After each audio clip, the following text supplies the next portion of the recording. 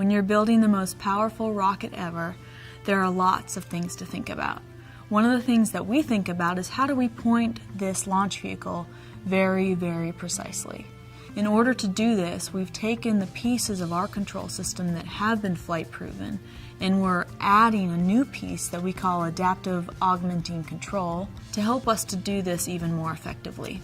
When you consider the basic design envelope that you want to fly through, you really don't see a need for adaptive control. The basic control system can get the job done. But when you talk about failure scenarios or a stack up of unknown unknowns, adaptive control can provide a lot more performance. When NASA develops new technologies for launch vehicles, we need to mature this technology through flight testing. What we've done is we've partnered with other NASA entities in order to test our SLS flight control system on an F-18 aircraft. The really key development capability that the Armstrong Flight Research Center offered to SLS was the ability to take the SLS math models of how it pitches throughout its flight regime, put those SLS math models on the F-18, and have it act like the SLS in flight. We were able to fly many SLS scenarios. Everything from a nominal vehicle in a nominal environment to really challenging scenarios where we would have sloshing propellant, or we would have a huge wind shear event.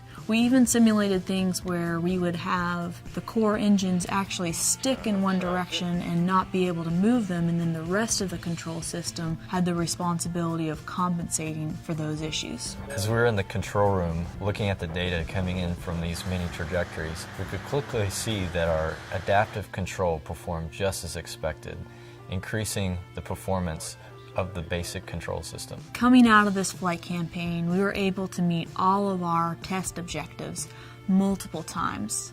This is on top of the millions of simulated trajectories that we've already flown, all leading up to the first unmanned flight test of SLS, the most powerful rocket ever made.